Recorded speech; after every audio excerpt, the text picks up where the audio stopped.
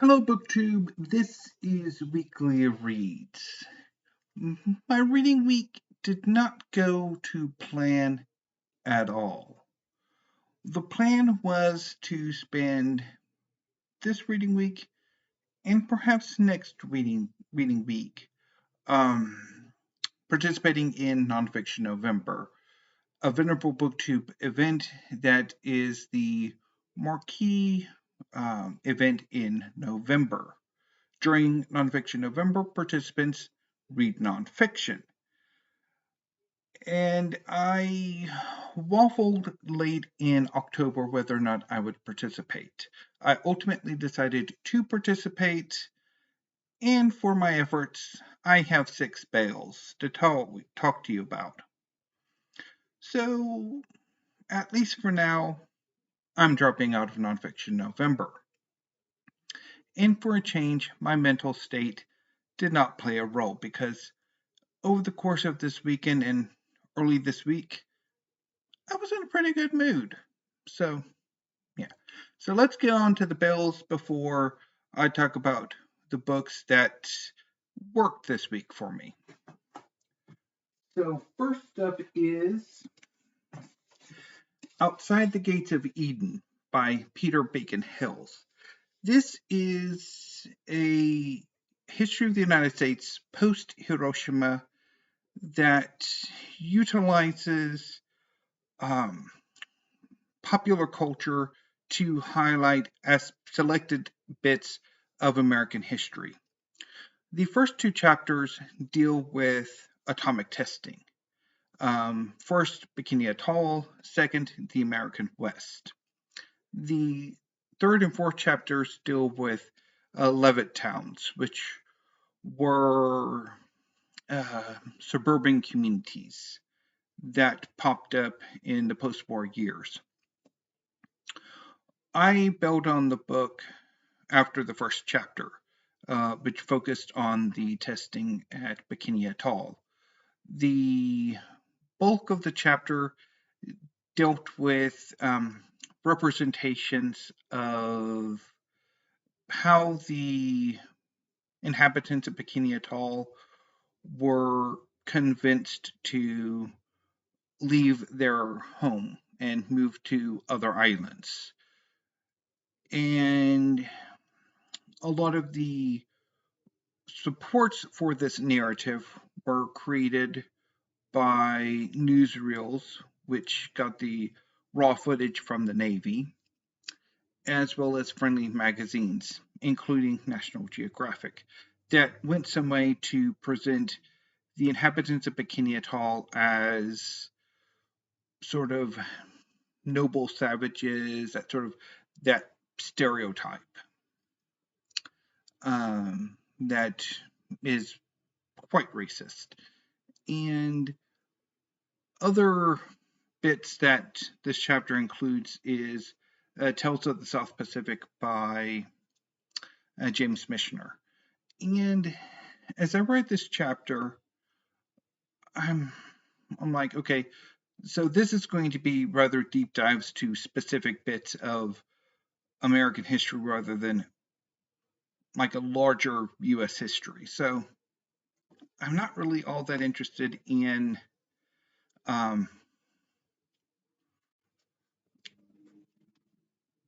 this. Like I have an interest in American history and U.S. history, but not this deep diving or using pulp culture in this way.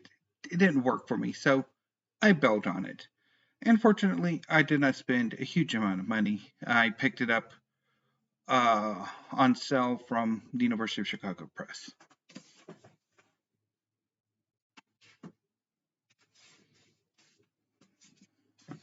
The next bale is The Silk Roads by Peter Frankopan. So this is a global history using routes of exchange as the focus.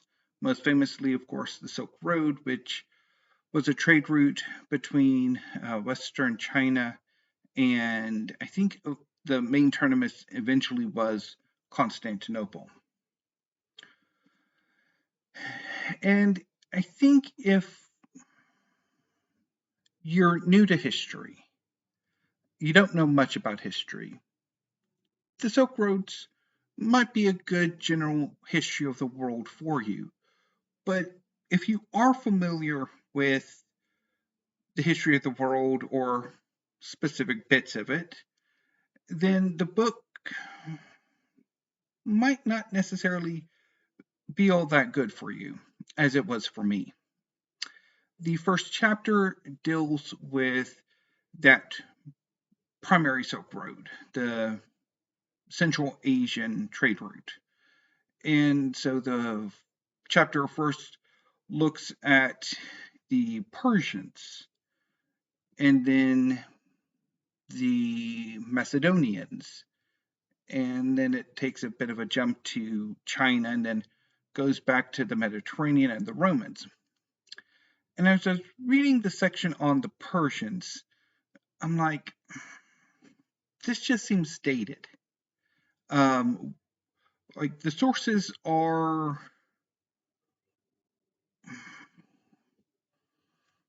very well.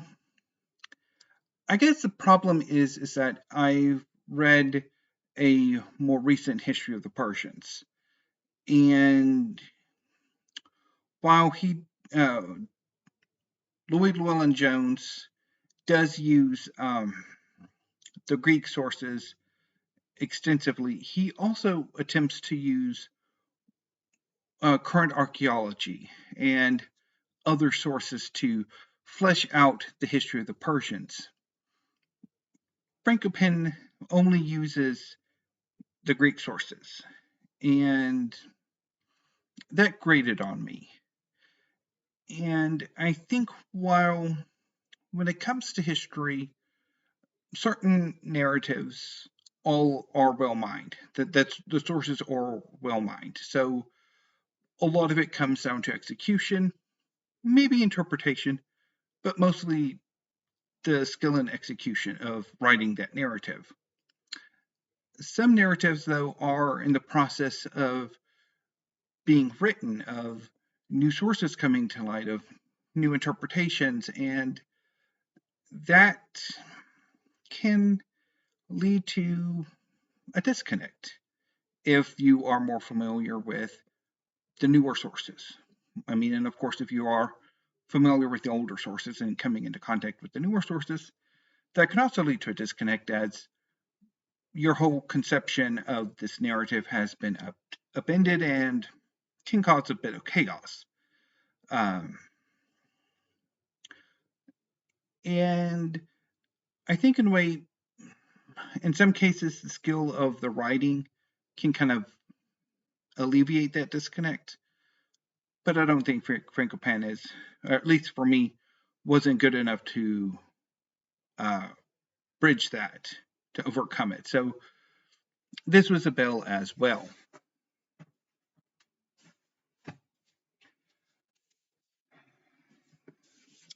The third bill is A Brutal Reckoning by Peter Cozzens.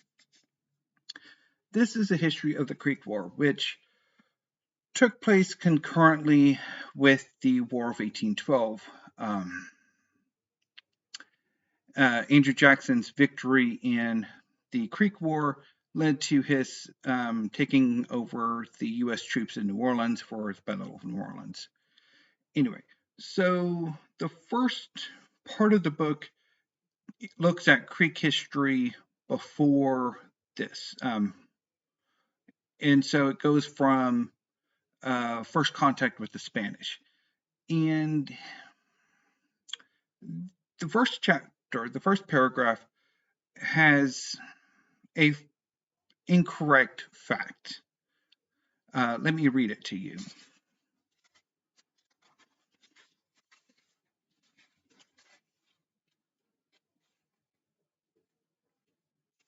Okay. Hernando de Soto craved gold, glory, and gore in quantities that made even his fellow conquistadors quake. When only 20, he quit his impoverished confines of western Spain to find his fortune in the New World. In the succeeding 16 years, the hawk-nosed young Spaniard enjoyed dizzying success slaughtering and pillaging indigenous peoples. First in Central America and later in Peru.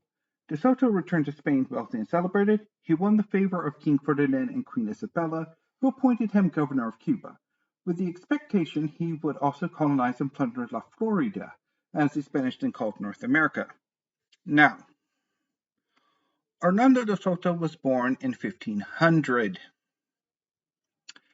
Queen Isabella died in 1504, and Ferdinand died in 1516, when Hernando de Soto was 15 or 16. So the Spanish monarch who appointed him governor of Cuba was Charles V, the Holy Roman Empire. And so in Spain, he would have been Carlos I. So if you got that wrong, which I knew immediately when I read that this doesn't seem right. Checked, I was correct. It's wrong. It should have been Charles V. And if you get this wrong, and you don't catch it, you don't correct it, your readers don't catch it, your editor doesn't catch it, then how can I trust that anything else in this book is accurate if that I don't know about? So how can I prepare for that? So that just bail.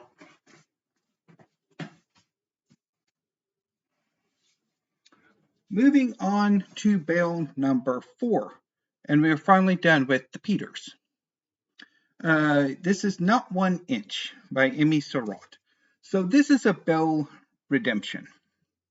So Not 1 Inch is a history of the 1990s with a focus on NATO expansion in the post-Cold War world, particularly Europe. I initially thought that my bail 2 years ago when I read this book for the Kindle History Prize, it was shortlisted for the Kindle.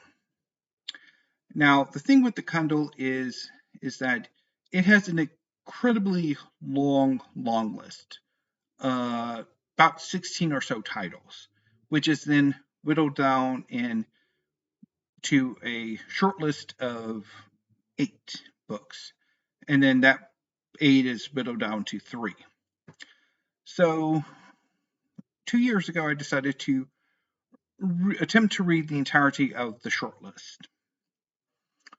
I managed to read the first half of the shortlist, and then basically bailed on the second half of the shortlist. So my thought was that I was probably exhausted from it, that I overindulged, and when that happens, I basically bail on some more things for quite a while. But coming back to this now, I think the problem with this book for me is that the style is too much policy speak. It's too much of a policy wonk, and I'm not really that interested in it.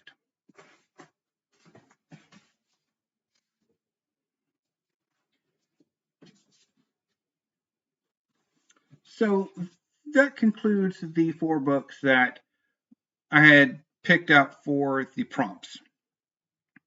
The next 2 books, the next 2 bells, 5 and 6, are from the category Steve Made Me Do It. Starting with Nicholas and Alexandra by Robert K. Massie. This is a dual biography of Tsar Nicholas II and his Tsarina Alexandra. Up from their childhood through although most of the book is largely their married life together, to their execution at the end of the Russian Revolution. So this is my second attempt at a Robert K. Massie book. I previously attempted Catherine the Great and did not get on with it. I don't think Robert K. Massie's style is for me. And that was on display in this book. I really did not connect to Robert K. Massie's style, and so I bailed on it.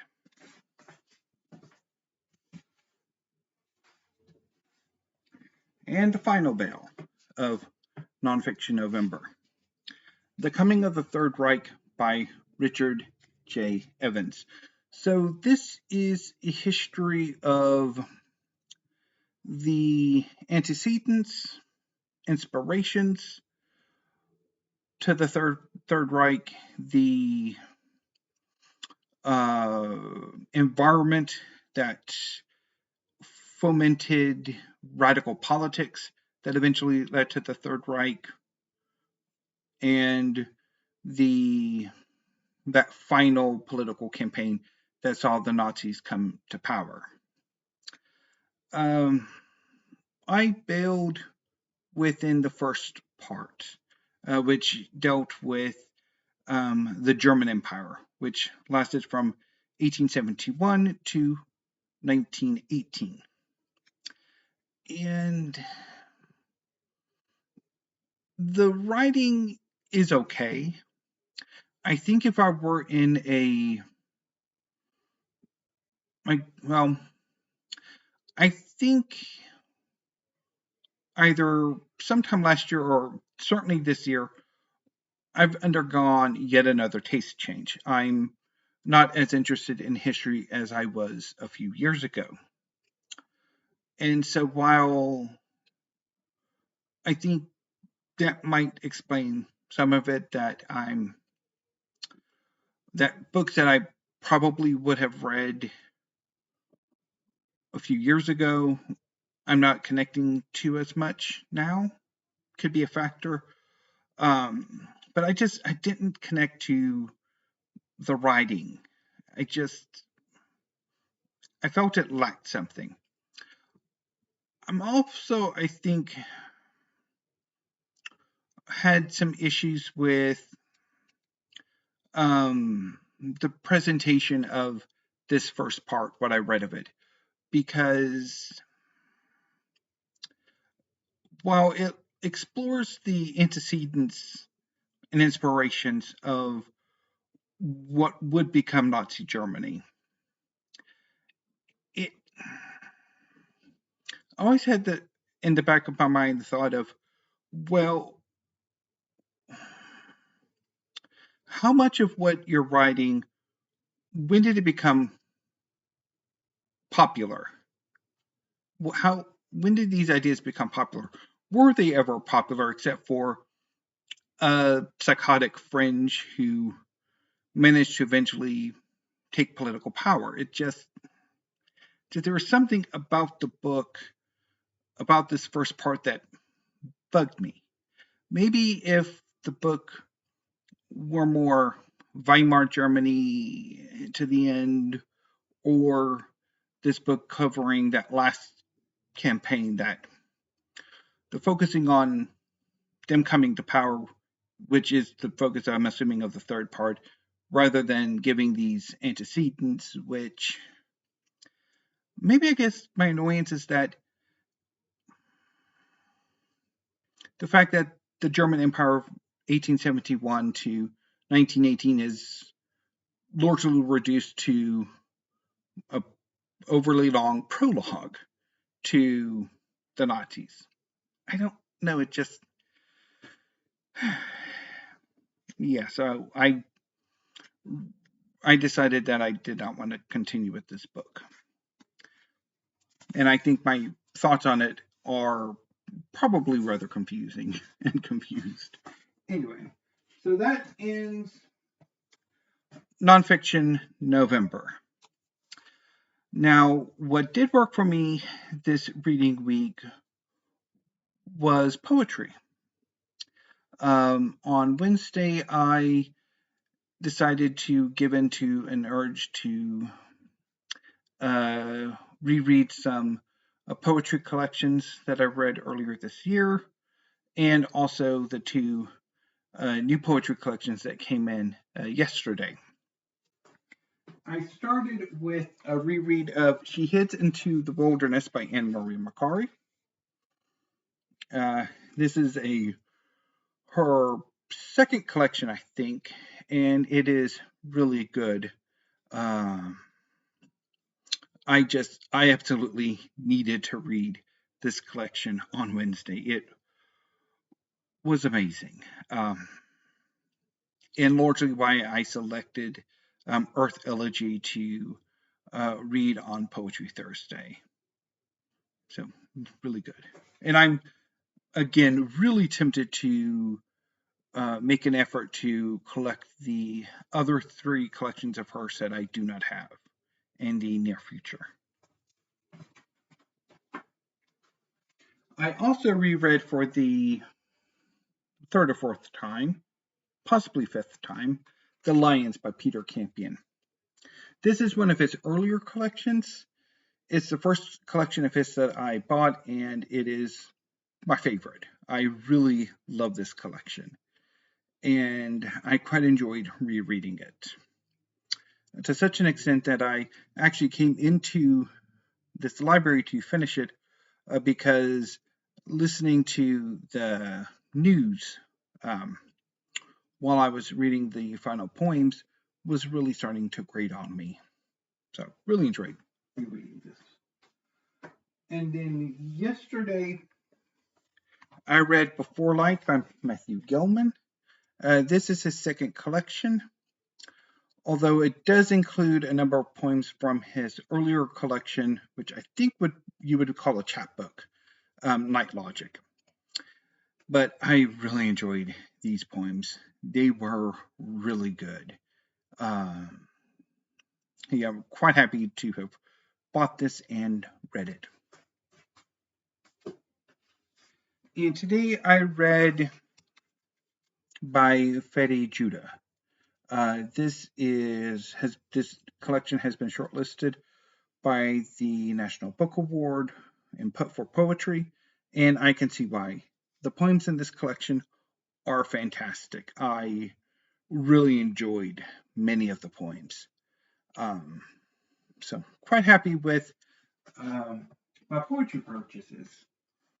I think I ordered them on Sunday. Anyway, so I'm quite happy with that, and I'm really looking forward to reading the other poetry collections that I pre-ordered that will be coming in this coming week, and the next one, which I will hold off until, I think, on hauling them until the last one comes in for maybe a Poetry Thursday poetry haul, or I might just do it on Tuesday. Anyway, so quite happy with that, and I'm definitely, I think, building up to some poetry purchases in the not too distant future. Not only LSU, who has their 40% sell on currently, and also University of Chicago Press, which does not have a sell on, although they do have one catalog out, but it never includes poetry, or it doesn't include poetry at the moment, which is sad.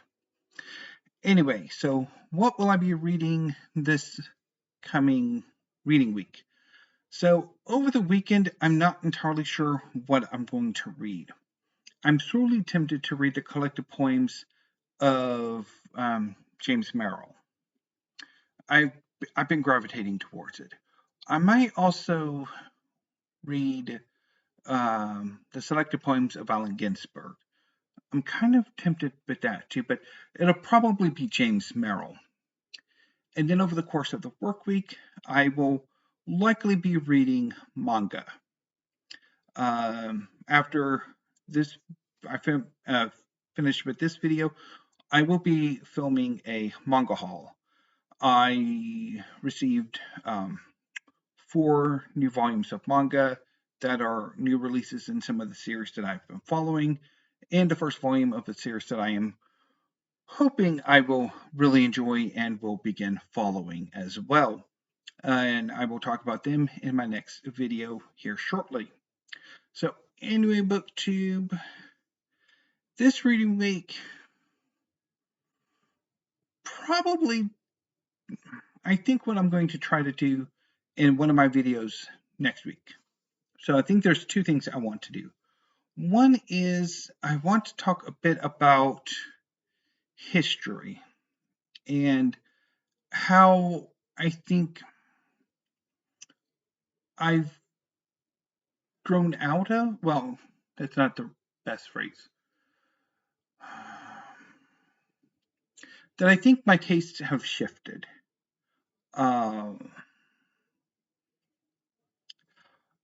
But I'm also thinking about doing a series in which I look at my reading life through the various periods that my reading has gone through, because very much my reading has been dominated by genres that I've been interested in more so than others over my reading life. And so I've been thinking about doing a series about that. And I think I'm going to approach it is borrowing a concept from Steve Donahue. Steve has this Bank of Steve.